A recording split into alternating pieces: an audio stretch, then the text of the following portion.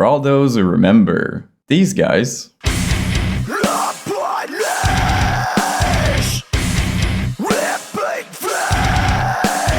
Probably the heaviest Christian metal band. They were a big part of the Myspace era. I recently did a video asking you guys to choose the next band I would be talking about. I was very pleasantly surprised to see that many people requesting With Blood Comes Cleansing. So yeah, I reached out to Jeremy, their guitar player, who was kind enough to share with me all there is to know about their story, and I couldn't be happier about that. So my friend, as usual, take a cup of coffee, cigarette, vanilla milkshake, whatever you feel like as we explore the With Blood Comes Cleansing Myspace era.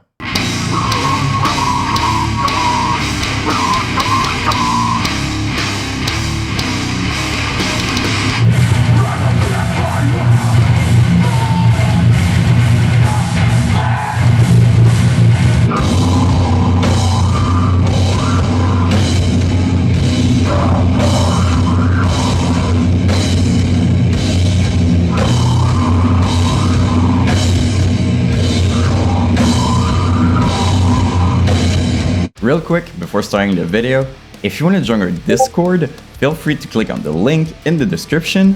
We have an amazing community. We like to talk about music, gaming, movies, band merch, so many things. And if you'd like to be more updated about what I personally do, like my music, this is a cool place to be. Also, stay tuned for a live podcast. But for now, let's start the video. So the band was founded in 2004 in Georgia. At first, it wasn't called With Blood Comes Cleansing. It was called Betrayed with a Kiss. They did music under that name for a while until they received a letter from another band telling them to stop using the name because they were ready to take some legal action. Of course, at the time, it felt like bad news. But it ended up being a good thing, because back when Jeremy was spending some time in Alabama, where he came from, he was hanging out with his friend Josh. They were talking about the whole situation with the name and all that, and apparently Josh had an amazing name in mind he was supposed to use for a band. Fortunately, he didn't need it anymore. So he told Jeremy, hey, if you want to take the name, it's all good. As you probably guessed, the name was With Blood Comes Cleansing. Of course, when Jeremy proposed a new name to the rest of the band, they liked it instantly. Because first of all, it's beautiful, and second of all, it was on par with their message as a band. As you all know, With Blood Comes Cleansing is a Christian band. A very heavy one, but one nonetheless. Back in 2005-2006, Christian metalcore was huge. We had so many bands, like The Devil Wears Prada, Haste the Day, Norma Jean, Underoath, and so many others. I'm sure you all remember the infamous Cornerstone Festival, probably the biggest Christian metal festival, right? Not only that, but Christian bands could play in churches. They had other opportunities. I mean, I don't need to explain to you why a classic death metal band can't play in a church. Their message isn't really the same. Anyway, all that to say that Christian metalcore was a very big thing. But for Christian deathcore, it was different. I mean, first, deathcore wasn't really a thing yet. Most bands were simply considered death metal with hardcore elements, and at the time, the two only real Christian deathcore bands were With Blood Comes Cleansing and Impending Doom, which is another amazing band, by the way.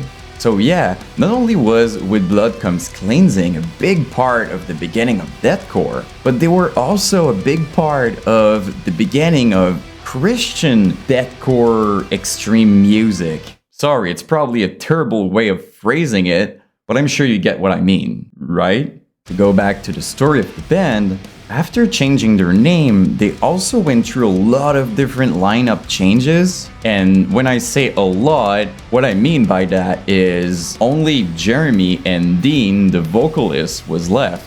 Fortunately, they quickly completed their lineup, Together in 2005, they wrote an amazing EP, but unfortunately, right before releasing it, Dean had to quit the band. So what they did was they replaced him with Michael, their very close friend, and they re-recorded the whole thing with the new vocals.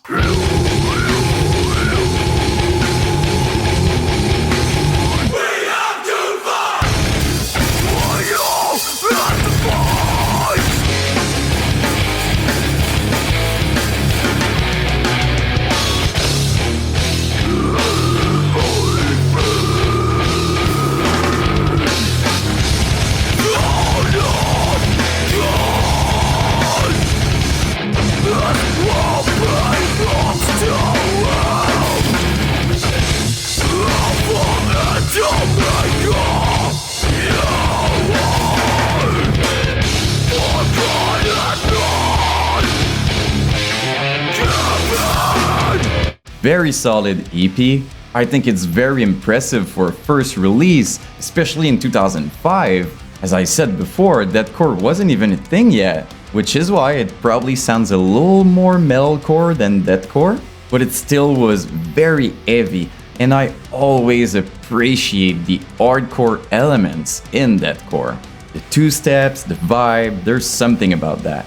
In my opinion, it was a great way to start their career as a band. And talking about starting their career, not too long after releasing it, they started going on tour, promoting it, and Jeremy told me that Scott, their second guitar player, played a big role in that. I'm talking about marketing, booking shows, networking, and it actually worked pretty well.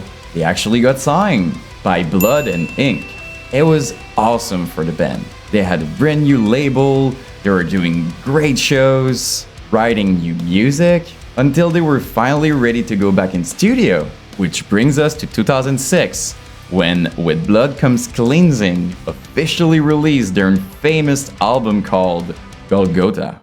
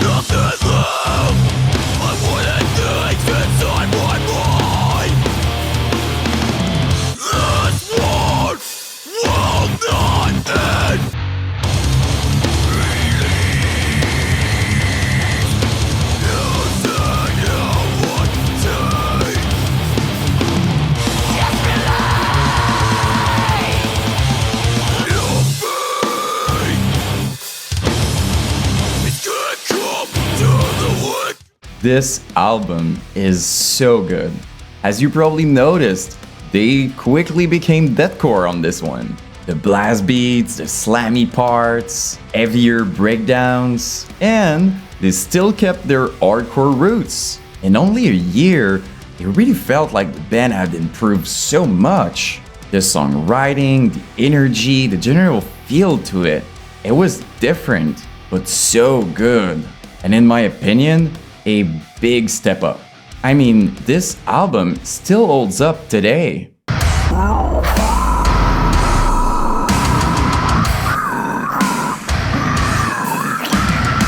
Of course, the album was extremely well received, big game changer for the band, and Jeremy told me that during this era, they went through several lineup changes again, which led to Michael, the vocalist, leaving, and Dean, the original vocalist, coming back in the band, which I'm sure was amazing for them, because when you lose a vocalist, it's kind of trickier to have an outsider, someone you don't know, you never played music with. I mean, Dean being a close friend, it just made it easier, you know? So yeah, as I was saying, With Blood Comes Cleansing was getting so much more attention now, getting more popular, and of course, killing it live.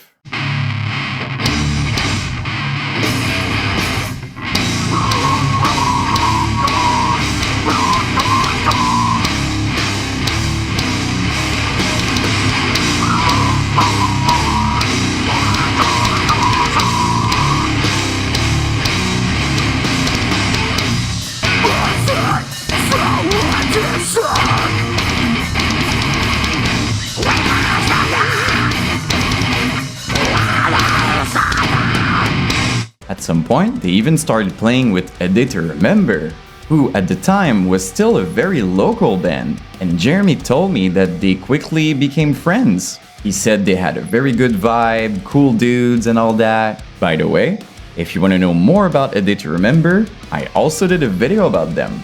As you probably know, A Day to Remember eventually got signed by Victory Records, and apparently they also wanted to sign with Blood Comes Cleansing. So the band got invited to do one of those weird showcases they were doing at the time, which consisted of corporate people in suits watching a deathcore band in an office or something. Very weird in my opinion, but anyway, obviously the label was very impressed with the band, so With Blood Comes Cleansing officially got signed by Victory Records. It was a big deal. I mean, they started playing with bands like Whitechapel, Elysia, My Children, My Bride, and tons of other amazing bands in the scene. As I was talking with Jeremy, I was curious to know how it was for a Christian band to be surrounded by, well, the opposite of a Christian band. I'm talking about Whitechapel, Carnifex, you know what I mean. Most deathcore bands had very obscure and dark messages in their music. So anyway, Jeremy told me that they were all extremely welcoming and nice with the band. Unfortunately, it was a different story if we're talking about the fans. A big part of the metal community is actually against religion. So when they see a band like With Blood Comes Cleansing going on stage and kind of preaching and sending a very uplifting religious message, not everyone is happy about that. Which brings us to a story that happened with Abacab. Remember how cool this freaking band was? At the time, the band became close friends with Abacab, and when With Blood Comes Cleansing was playing, a random guy in the crowd starting yelling things and disrespecting the band, which led to Hunter, the bassist of Abacab, jumping off stage and punching the guy to defend the band. I mean, you know I'm not a violent person, but come on, it was a pretty awesome thing to do. So yeah, even if some people were disagreeing and not happy, I guess, about their message as a band, they still had tons of fans all over the world supporting and coming to their shows. Things were going very well for With Blood Comes Cleansing. So they kept doing their thing, killing it for a few years, which brings us to January 2008, when the band officially released their brand new album called Horror. Rise up! The betrayer is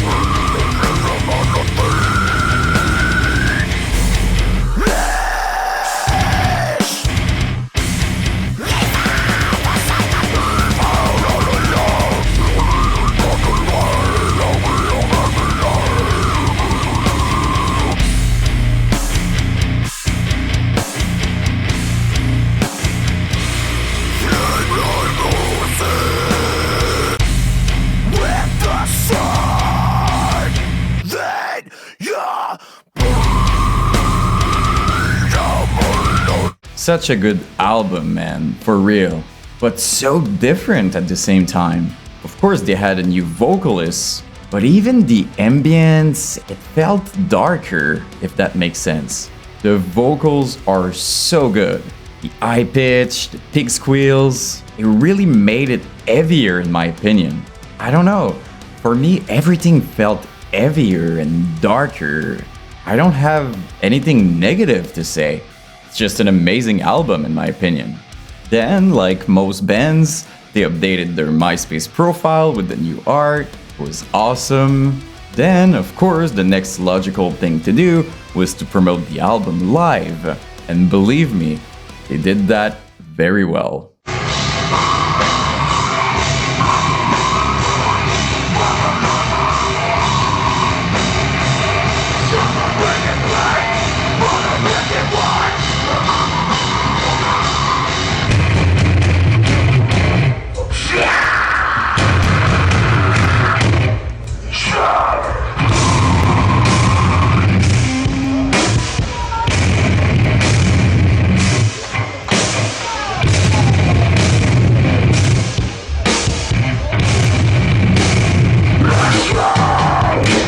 Unfortunately, even if things were going well, for the members of the band, it was a different story. Jeremy told me that at this point they were tired, after working hard, touring so much. They were just not sure anymore if they wanted to keep going, so they ultimately ended up killing the band. They did a few reunion shows here and there without officially coming back, until in 2022, Secret Swarm actually contacted with Blood Comes Cleansing to officially work with them for some re-release and stuff, and Jeremy just told me that something happened. It just felt like it was time to come back.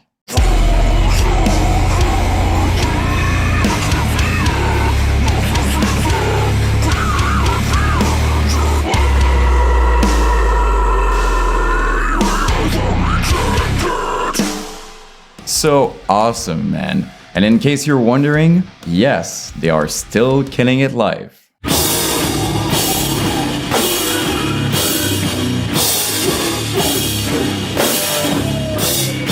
So yeah, that's pretty much it.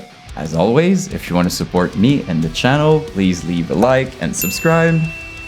Join our Discord if you didn't already. Stay tuned for our live podcast, and I'll see you in the next one.